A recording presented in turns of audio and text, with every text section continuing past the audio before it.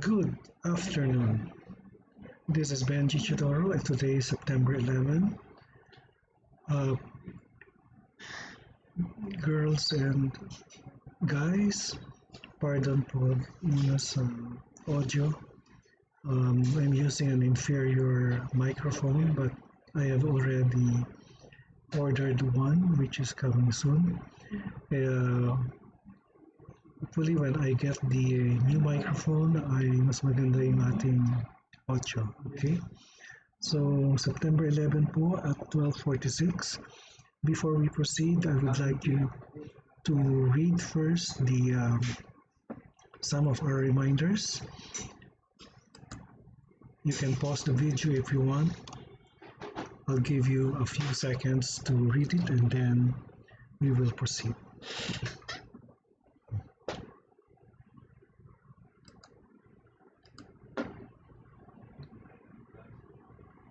Thank you.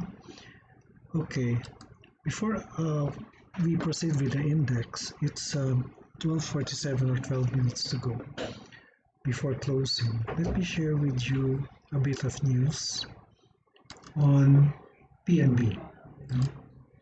Sabi dito, PNB to sell prime properties to boost capital. So, sabi ng PNB President, si Rick Veloso, there is a planned sale of prime properties to boost the company's financial position as part of the bank's strategy to reduce its low-earning assets, improve earnings, and boost its capital.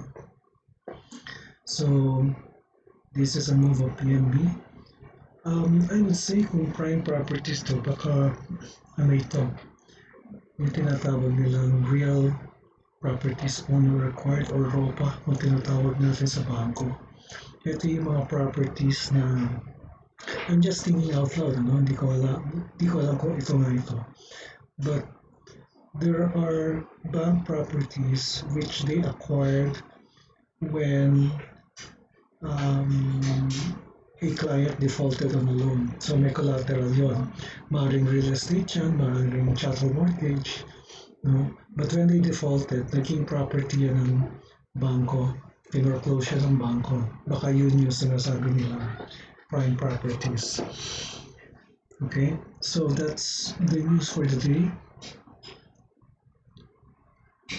And then sabi pa ng news item, PNB's net interest income increased by 19% to 17.5 billion in the first half of the year. So let's see how PNB is faring now. But first, let's take a look at the index. Just a moment.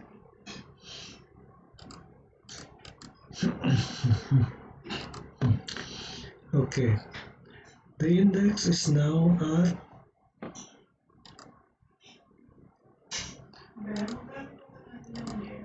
59.44, and let's wrap up in a few minutes, but let's take a look at the most active stocks.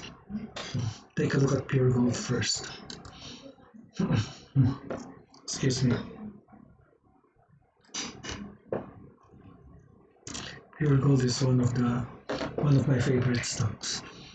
Okay, mukhang nagko-consolidate siya dito, sa area to. This is a support level. If we press the investogram support and resistance, you will see that level. Tama. Sitting on that support, 49.55, is the support.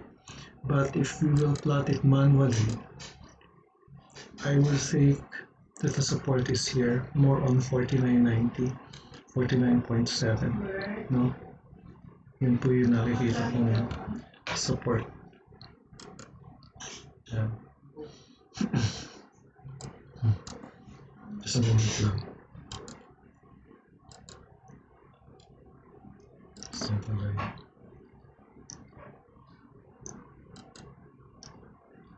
Actually 49.50. So it's piercing that line and the RSI is below 50. No, but you have a 90 pierced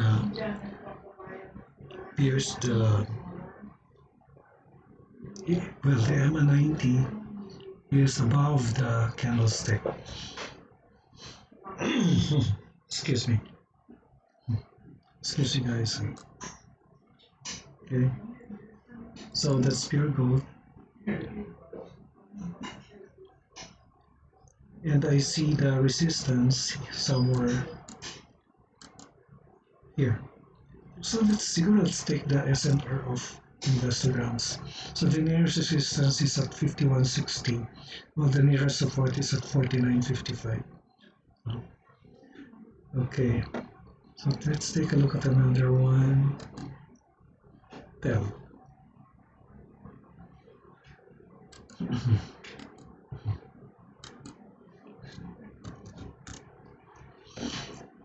Tell naman.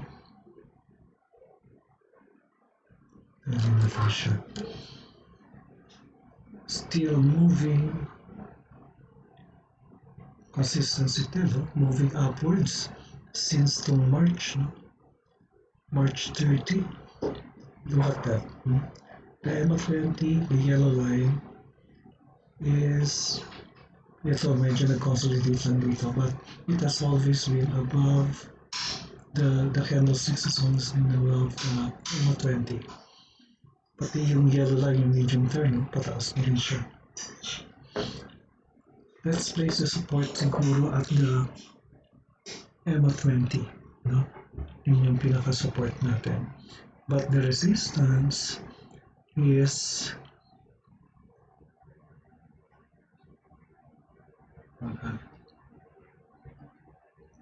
actually na 52-week high na to eh.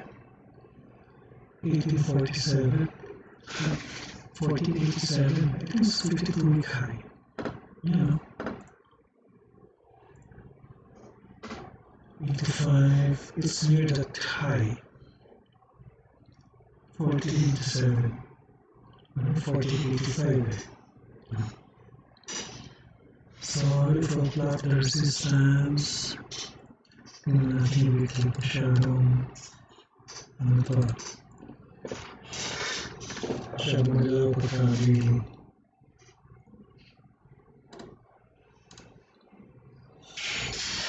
Sorry.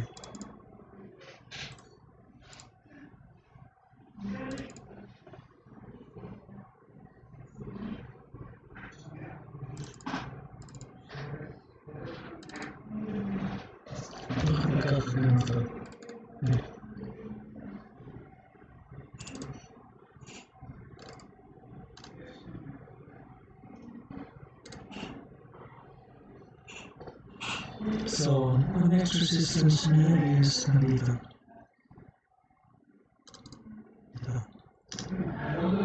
Ayaw naman niya ngayon.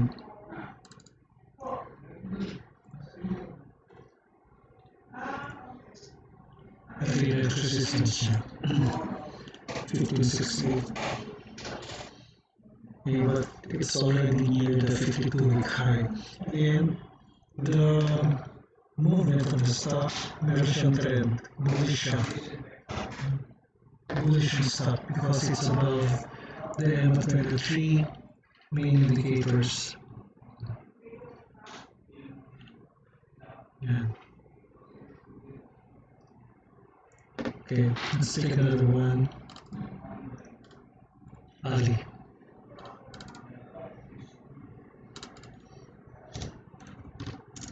Si Ali naman,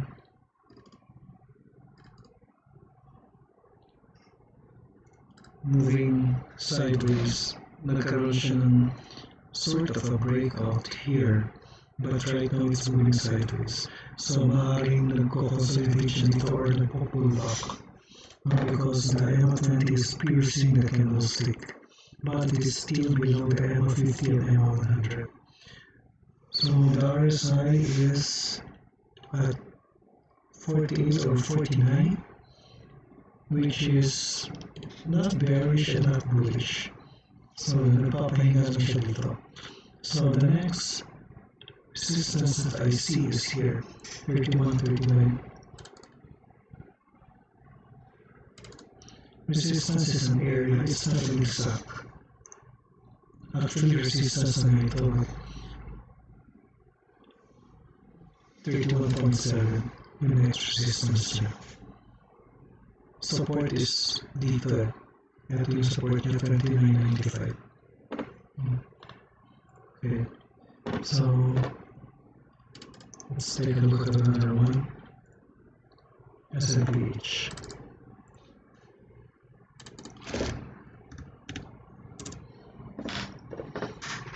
S&P/H nag-rally siya ng 2 araw pero nag-drop siya for 3 consecutive days. So the RSI is at 40 and it appears to be moving sideways. So ito parang doji po ito eh. Appears like a doji. So sana mag-reverse sa susunod. But this is already the support level. Support na po ito. So it's holding support. Here. Yung level na. And yung nakikita kong next resistance is here.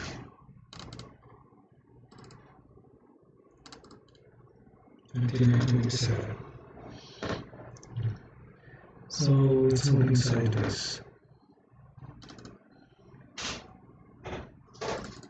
SM.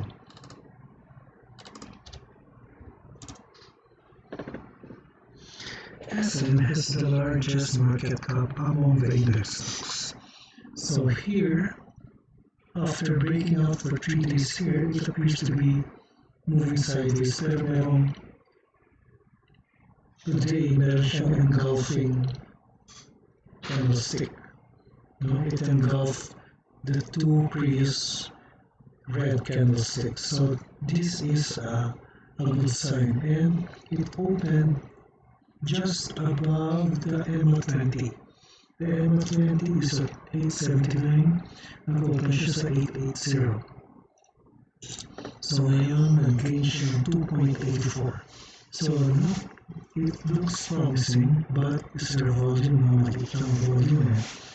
Pero, very promising. But my take here is that baka mag-profit taking kinabukasan. Pero sana magtuloy-tuloy. If the trend, this engulfing candlestick becomes a green candlestick tomorrow, then I see the next resistance at here, 915, 920. Make another one. Ito. So let's take a look at the winners. Natin si IDC.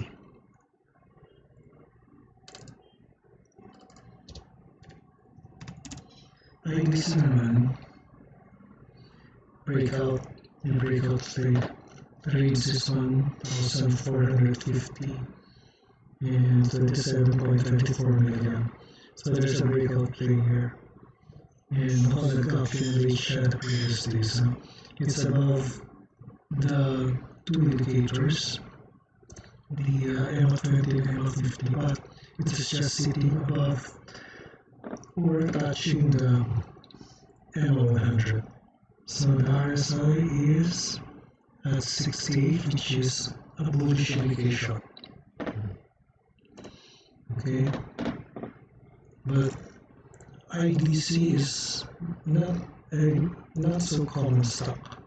Kasi market cap lang niya 885 million. No? So maaaring counter-liner ito. Okay. Take a look at another one. All HC. This is a subsidiary of Ayala Corp. Okay. All HC.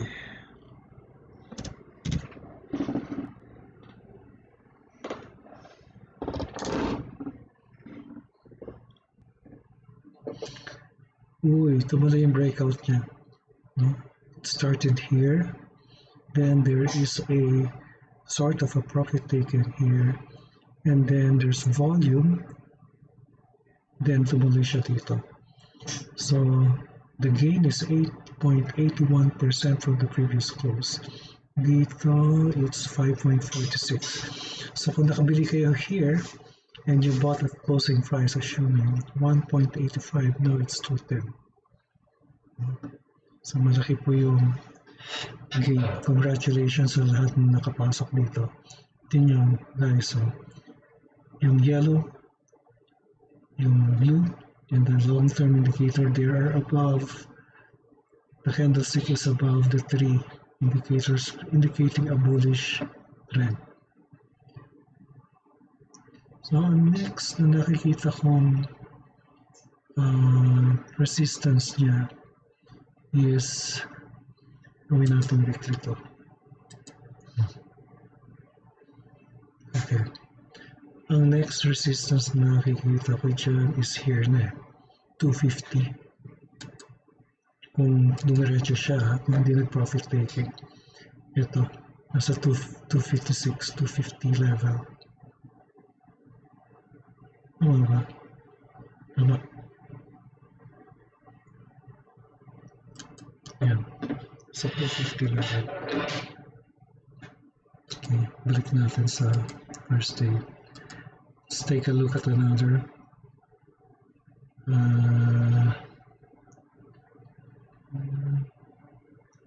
PNB. 1, 2, 3, 4. Let's do PNB. Kasi yun yung nasa news item natin. Look at that. Look at that. Like breakout yesterday, and then there's a small candlestick, but there is volume. No? So mukhang nag-profit taking siya. So nagbuka siya dito at 23.50 at ngayon nandito sa 23.90. Ito na siguro yung closing price. Yan. Okay, 4.37% ang closing price. If you were able to buy at kahit sa closing price here, closing price dito is 22.90. Ngayon sa 23.90, that's 4.37% increase. Yeah. Okay. Tingin pa tayo ng isa. Wala na eh. Wala na yung malaki.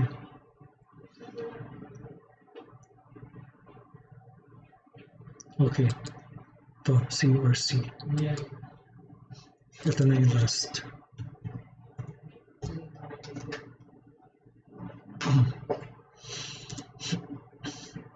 Excuse me. URC. Still consolidating, but per hour indicator still moving upwards, no? Kasi ito, kung nagsa-sideways siya dito, pero the green candlestick here appears to be moving upwards pa. No? So, ang pinaka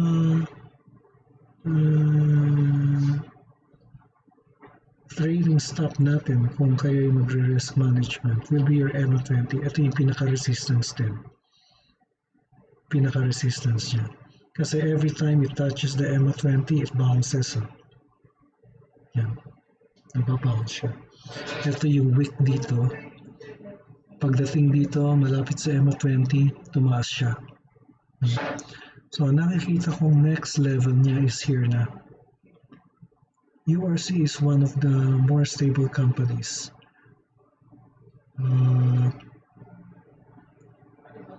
Yeah, grocery items, yung ready-to-eat, foodstuffs, yung mga chichirya, yan, URC. So let's plot the resistance at here. Ito na nakikita kong next resistance level. 148. Otherwise, kung mag-profit taking, yung next resistance niya will be the EMA 20. No. Okay, okay, so let's wrap up. Let's take a look at the PSEI.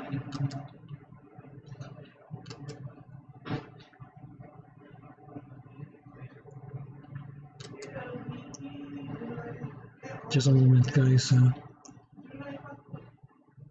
Okay.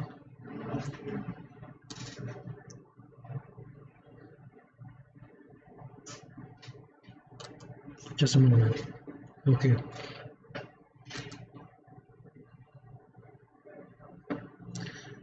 Okay. So, green candlestick siya, pero nagbuka siya at a lower and closed at a higher. Mukhang nagko-consolidate lang siya. No? It's moving within this area. So, ito yung support. Nakikita ko. This is the support area. And the resistance, I see it here. So, kailangan mag-break yung resistance niya.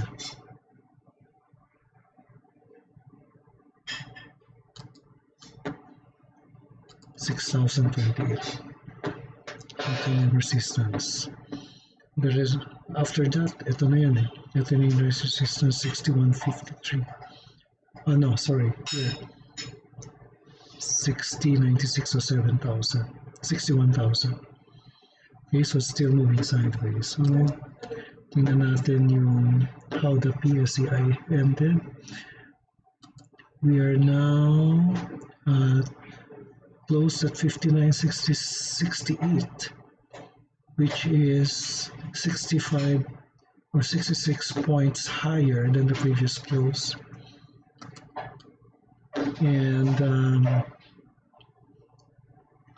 the sectors are all up except the financials and the mining. No? Yung service sector ang the holding companies ang pinakamataas at 1.92. Yan yung mga SM, Ayala Corp,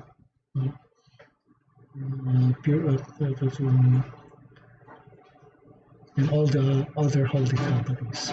AGI ba? Tumaas si AGI. Natin lang.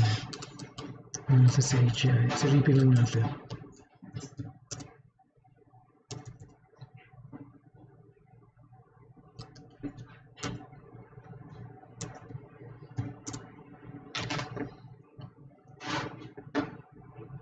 Okay, bumaba siya. Pero yun yan, yung mga holding companies ang nagpataas dyan. No? So,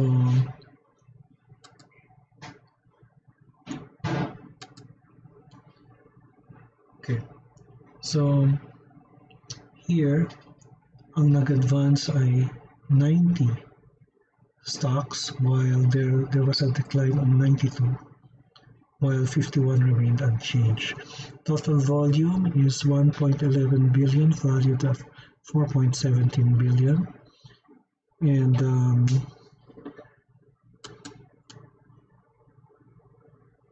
there has been foreign selling in the previous days, but yesterday there was buying. So wala pa tayong net foreign for today because it's still early.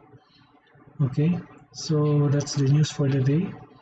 If you wanted to review your favorite stocks, I can do it. And if you learned something, I invite you to subscribe.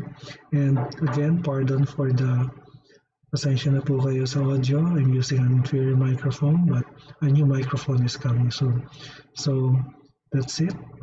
Thank you for listening, and bye for now.